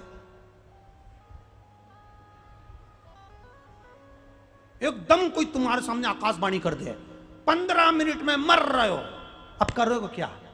तुरंत घर जाने की जल्दी है, ऑटो वाला मिल जाए, 15 मिनट है, 15 मिनट, और जल्दी से फिर घर जाओगे, मोबाइल बहू से कहोगे मेरा बहू संभालना, चाबी संभाल लेना, अब मेरे को 15 मिनट मिले हैं, मैं मरने वाली हूँ, 5 मिनट चलेगा, 10 मिनट बचे हैं, बेटा देख ले घर में कुछ खाने का हो तो ला कर दे दे, भूखी मर जाऊंगी, जल्दी ला। फिर वो अंदर से लिट्टी चोखा ला के दी, खाया, खा खुआया, ठेहुआ भी खा गई, सब खा खुआ।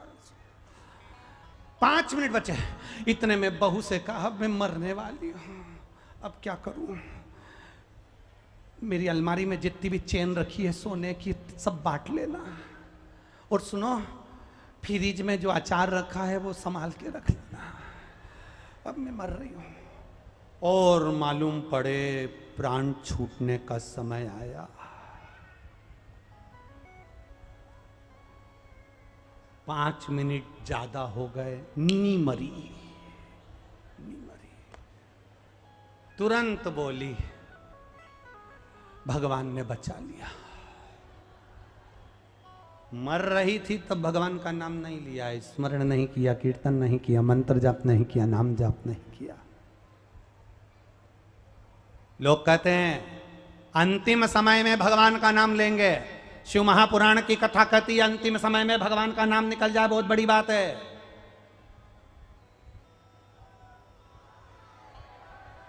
अंतिम समय में भगवान का नाम निकल जाए बहुत बड़ी बात है। कहां रह रहे हो अंदाजा लगाइएगा, भजन करना सरल नहीं है। अमेरिका में लाइट जाती है, अमेरिका में लाइट जाती है तो अमेरिका वाले विद्युत विभाग को फोन लगाते हैं। किसको फोन लगाते हैं? जम के बोलो जरा। विद्युत विभाग को फोन लगाते हैं कि हमारी यहां की लाइट चली गई। लंदन में लाइट जाती है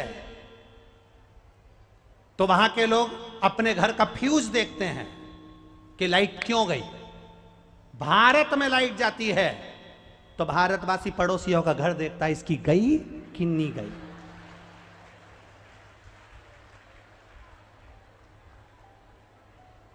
बोलो बोलो, सही है कि गलत है? अमेरिका में लाइट जाती है तो विद्युत विभाग को फोन करा जाता है। लंदन में लाइट जाती है, फ्यूज देखा जाता है गई की क्यों गई। और भारत में अगर लाइट जाती है तो सबसे पहले पड़ोसी का घर देखा जाता है, तुम्हारी गई क्या, हमारी क्यों चली गई। मतलब तुम्हारी जाना चाहिए, हमारी नहीं जाना चाहिए। बस दिक्कत यहां पर यही है कि ये मंदिर क्यों गई, इसके घर में गाड़ी क्यों आई, इसका बंगला क्यों बन गया, ये कथा में क्यों बैठी है, ये आगे क्यों बैठी है, ये पीछे क्यों बैठी है, इसके गले में बेच क्यों पड़ा है। टेंशन, आधा टेंशन, विचार। और शिव महापुराण की कथा कह रही है, चाहे नरक मिले चाहे मेरे दिल में निवास, जब छोड़ चलूं इस होठों पे नाम। मेरे बाबा इतनी कृपा करना कि मेरा दिल, मेरा चित्त, मेरी वृत्ति, मेरा मन, मेरा हृदय तुम्हारे चरणों में रमा रहे और ये मन कहीं जाए ना, उठ जाए ना, बस तुम्हारे चरणों के सिवा। सिलाद को मालूम पड़ गया कि मेरे बेटे की उम्र थोड़ी सी बची, मरने वाला है कुछ देर में। शिलाद मुनि को मालूम पड़ गया कि मेरा बेटा मरने वाला है। शिलाद मुनि ने अपने बेटे नंदी को पास में बुलाया और नंदी को बुलाकर कहा, नंदी 10 मिनट के अंदर, 10 क्षण के अंदर तेरे प्राण जाएंगे, तेरी क्या तैयारी है वो बता। यह बाप अपने बेटे से कह रहा है, 10 मिनट में तुम्हारे प्राण जाएंगे, क्या तैयारी है तुम्हारी बताओ। कोई तुमसे कह दे कि 10 मिनट बाद तुम्हारे प्राण छूटेंगे, तुम्हारी तैयारी क्या है। नंदी ने कह दिया, मेरी एक ही तैयारी है, जब 10 मिनट मेरे पास में है तो मैं शंकर के शिवलिंग के सामने बैठूंगा, शंकर के शिवलिंग को स्पर्श करूंगा, उसका नाम जपूंगा, बस ये मेरी तैयारी है। फिर वो जाने और उसका काम जाने। कोई तुमसे कहे तुम्हारी तैयारी क्या है, हमने एक बार पहले कथा में कहा था, आज फिर कहते हैं, भगवान से कहना, प्रार्थना करना कि हे भोलेनाथ, हमारे जन्म से पहले 9 महीने पहले मालूम पड़ जाता है कि मैं पैदा होने वाला हूं। घर में कोई पैदा होने वाला है, ये तुम 9 महीने पहले बता देते हो कि गर्भ से बच्चा है, 9 महीने बाद जन्म लेगा।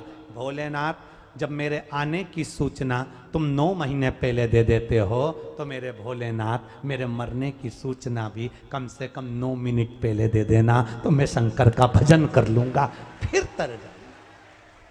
जब मरने की, जन्म लेने की सूचना 9 महीने पहले देते हो, बच्चा होने वाला है, बच्चा होने वाला है, बच्चा होने वाला है, आने की सूचना 9 महीने पहले दे देते हो, तो मरने की सूचना भी 9 मिनट पहले दे देना, तो मैं भी श्री शिवाय नमस्तुभ्यं, श्री शिवाय,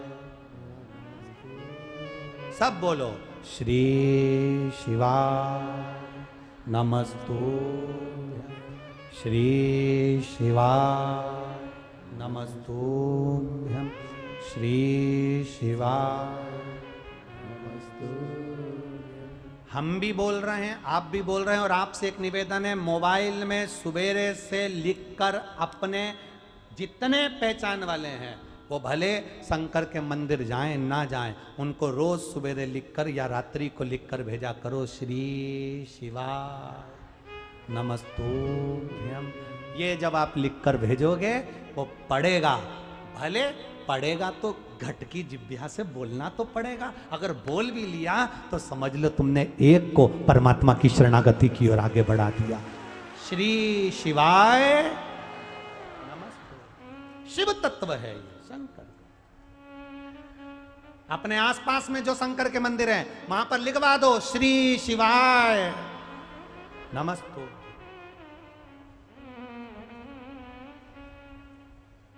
मेरा शिव मेरे साथ है,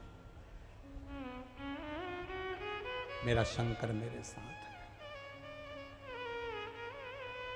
पुत्र हो आया यमराज बंदी बनाने के लिए नंदी को।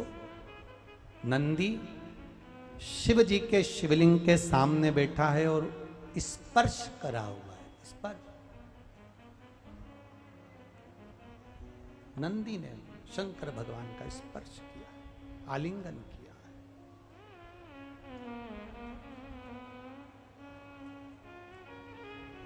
स्पर्श कर कर बैठा है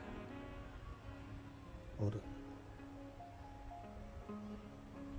यमराज मंदिर के अंदर प्रवेश नहीं करा। जैसे ही यमराज अंदर आया शंकर भगवान प्रकट हो गए। शिलाद मुनि अपने बेटे को मरता हुआ नहीं देखना चाहता था, इसलिए वो बाहर खड़ा था। शिलाद मुनि बाहर खड़े थे।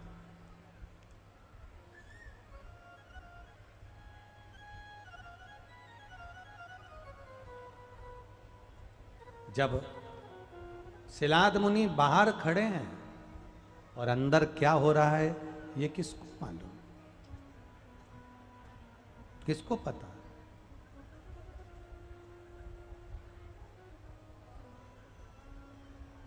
किसको मालूम कि अंदर क्या हो रहा है? डॉक्टर अपना काम करेगा, सिस्टर अपना काम करेगी, कंपाउंडर अपना काम करेगा, दवाइयाँ अपना काम करेगी, वेंटिलेटर अपना काम करेगा, पर अंदर इस शरीर में क्या हो रहा है ये किसी को नहीं मालूम। उसमें अगर आपका स्मरण आपने किया है शंकर भगवान का तो दवाइयाँ भी काम कर जाएगी और डॉक्टर का हाथ भी काम कर जाएगा और आप बचकर मौत के मुंह से बाहर निकल जाएंगे, ये निश्चित।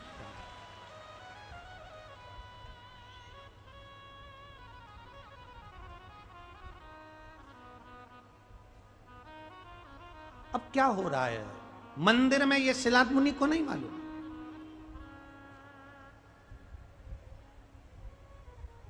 शिलाद मुनि बाहर यमराज बंदी बनाने के लिए आया। शंकर भगवान प्रकट हो गए। यमराज से कहा तो इसे नहीं मार सकता क्योंकि मेरे शंकर भगवान कह रहे हैं मेरे शिवलिंग का स्पर्श करा है। यमराज ने कहा आपका स्वरूप का स्पर्श हुआ तो क्या इसको यम की कैद नहीं सताएगी? शंकर भगवान कहते हैं सुन ले यमराज, केवल शिवलिंग के स्पर्श कर लेने से यम की कैद नहीं सताती। नहीं सुन, मेरे ऊपर चढ़ा हुआ अगर जल भी इसके शरीर से अगर लगा हुआ है या इसने धारण करा और उदर में पड़ा हुआ है, जब तक वो जल इसके उदर में है तब तक तू इसको काल के ग्रास में नहीं ले जा सकता क्योंकि महाकाल इसके साथ है। आपको क्या कहते हैं हम रोज एक ही बात कहते हैं, शंकर जी पे एक लोटा जल चढ़ाओ, आओ तो आचमन कर लो, लोटे में थोड़ा सा पानी बचा कर ले आओ, अपने घर वालों को दे दो। घर वाले नहीं लेते हो तो मटके में घर में जो हंडा है उसमें डाल दो, सब पी लेंगे। प्रयास करो शिव मंदिर तक जाने।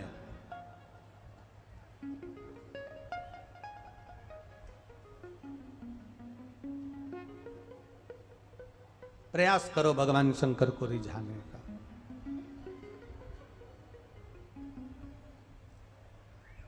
और जब हम शिव को रिझाने का प्रयास कर लेंगे, भगवान शंकर को मनाने का प्रयास कर लेंगे, शिव को अपना बनाने का प्रयास कर लेंगे तो अपने आप सुख का अनुभव हो जाए, अपने आप आनंद का अनुभव हो जाए।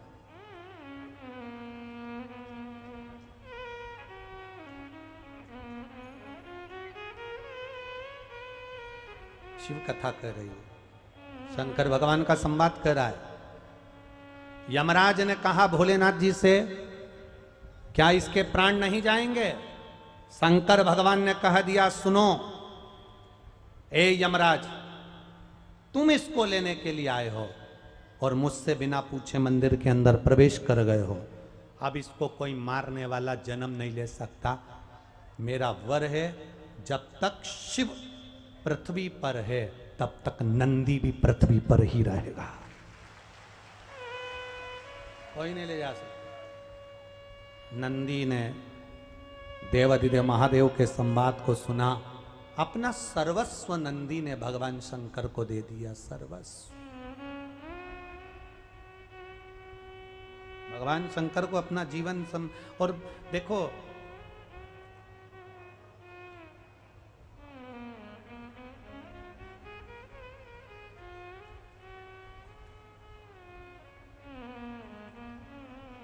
लोग कहते हैं गुरुजी आप हमेशा कथा में रहते हो, गुरु माता घर पर रहती हैं, आप उनको थोड़ा समय नहीं दे पाते, आप वहाँ नहीं रह पाते।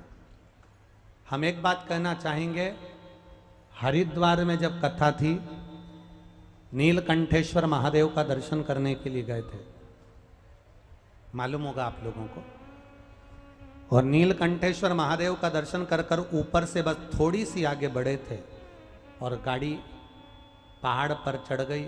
इधर गंगा जी, इधर छोटा सा नीलकंठ का रास्ता, बड़ा रास्ता भी नहीं था, बिल्कुल छोटा सा रास्ता, और गाड़ी एक्सीडेंट हुआ और पलटी खाई। एक पलटी खाई, दूसरी पलटी खाई। शंकर का गुणगान करते हुए गए थे, शंकर का गुणगान करते हुए आए थे। तीसरी पलटी खाती तो खाई के अंदर जाती, पर गाड़ी वहीं लुढ़क कर वापिस बेसी की बेसी, उल्टी की उल्टी एक जगह पर स्थिर हो गई। हमने हमारी धर्म पत्नी से यही कहा, जो पहले का समय था वो आप सबके लिए था, पर अब उसने उसका भजन करने के लिए बचा कर रखा है, तो उसके लिए अब जो समय है ये उसका दिया गया बचा हुआ समय। शरीर तो कब पूर्ण हो जाता, पानी में गिर जाते, गंगा में चले जाते, गाड़ी के छितड़े उड़ जाते, किसी को मालूम नहीं पड़ता, पर उसने उसके लिए बचाया है, कुछ सोच कर बचाया होगा। कोरोना महामारी में अगर शिव महापुराण की कथा जनमानस तक पहुंची है तो ये उसने उसके हिसाब से कुछ सोचा होगा। अगर प्राण उसने बचा लिए, वापिस गंगा में गिरने से बचा लिए, बहुत ऊपर से नीचे जाते, कहां शरीर मिलता, कहां उंगली, कहां आंख, कहां सिर मिलता, मालूम नहीं पड़ता, पर उसने अगर बचा लिया तो उसने खुद के लिए बचाया है। उसने सोचा होगा शिव भक्तों में ये शंकर का मंदिर दिल के अंदर बनाना है, सबके हृदय में शिव के प्रति विश्वास जगाना है, इसलिए जीवित रखना, ये उसका दिया गया। और तेरा ही दिया मैंने खाया पिया, तेरा शुक्रिया है, तेरा शुक्रिया। मुझे भोले बाबा ने बहुत दे दिया, तेरा शुक्रिया, तेरा शुक्रिया। उसको धन्यवाद है कि उसने रखा, उसके भजन के लिए रखा, उसकी भक्ति के लिए रखा, उसके स्मरण के लिए रखा।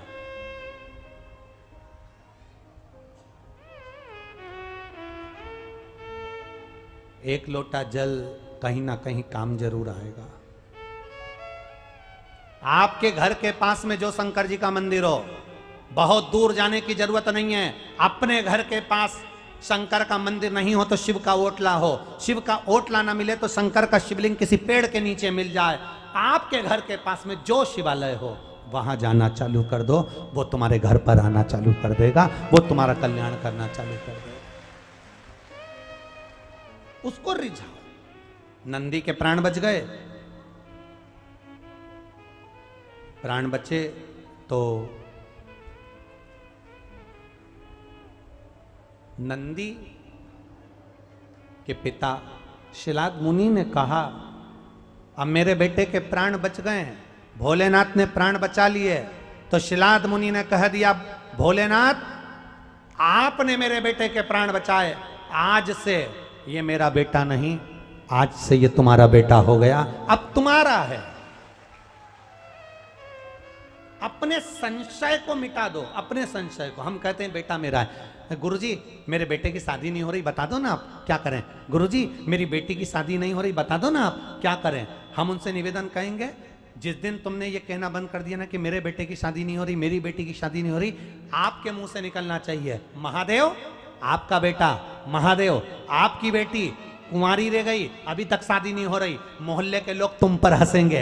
हम एक लोटा पानी चढ़ाने आते हैं ना, तो लोग कहेंगे शंकर जी को इतना पानी चढ़ाती है और महादेव की बेटी कुंवारी बैठी है, महादेव का बेटा कुंवारा बैठा है, महादेव के बेटे की नौकरी नहीं लग रही, महादेव का बेटा हॉस्पिटल में पड़ा है। अपना बेटे का नाम मत लो कि मेरा बेटा बीमार पड़ा है, मेरे बेटे की नौकरी नहीं लग रही, मेरे बेटे की शादी नहीं हो रही। जिस दिन तुम्हारे मुंह से निकलने लगेगा कि मेरे बाबा के बेटे की शादी नहीं हो रही, मेरे महादेव की बेटी की शादी नहीं हो रही, फिर उसका हो जाएगा, फिर वो जाने, उसके बाद उसका काम जाने। पार्वती मैया ने जितनी बार बोला कि मेरे पुत्र गणेश की शादी कब होगी, मेरे पुत्र गणेश की शादी कब होगी, तब तक गणेश की शादी नहीं होने दी भोलेनाथ ने। जिस दिन पार्वती जी ने कह दिया, बाबा शंभु भोलेनाथ आपका बेटा है गणेश, उसकी शादी होना चाहिए।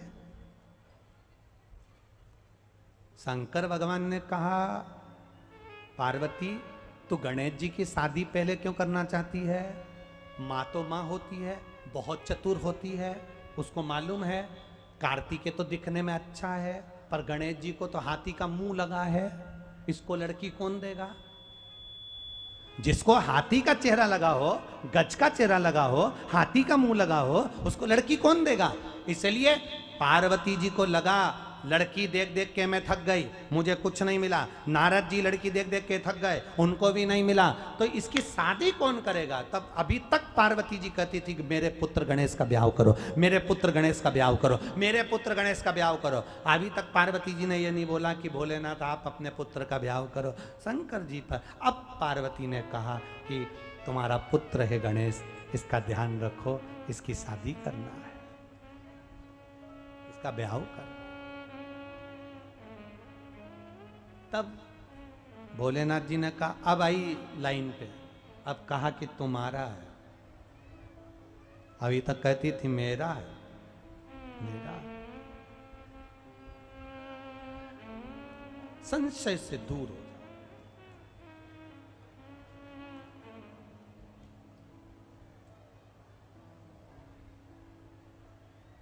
ध्यान दो।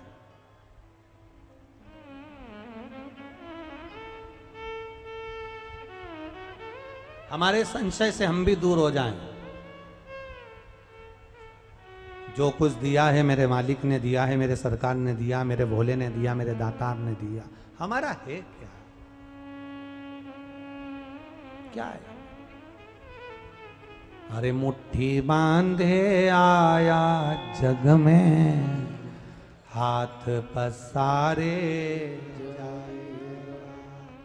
क्या तू लेकर आया जग में, क्या तू लेकर, क्या लाया था? नग्न आया था, अच्छे वीआईपी कपड़े पहन के भी पैदा नहीं हुआ, और मरेगा तो भी नग्न ही जाएगा, कुछ पड़ा रहेगा सब। कहा शिलाद मुनि ने कहा बेटा तुमको दे दिया। शिवजी ने बेटे के लिए विचार किया और शंकर भगवान ने बेटे के लिए विचार करा, और मरुतों की कन्या सुयशा के साथ में, मरुतों की कन्या सुयशा के साथ में नंदी का विवाह कर दिया। सुयशा के साथ जब नंदी का विवाह हुआ, नंदी विराजमान हुए।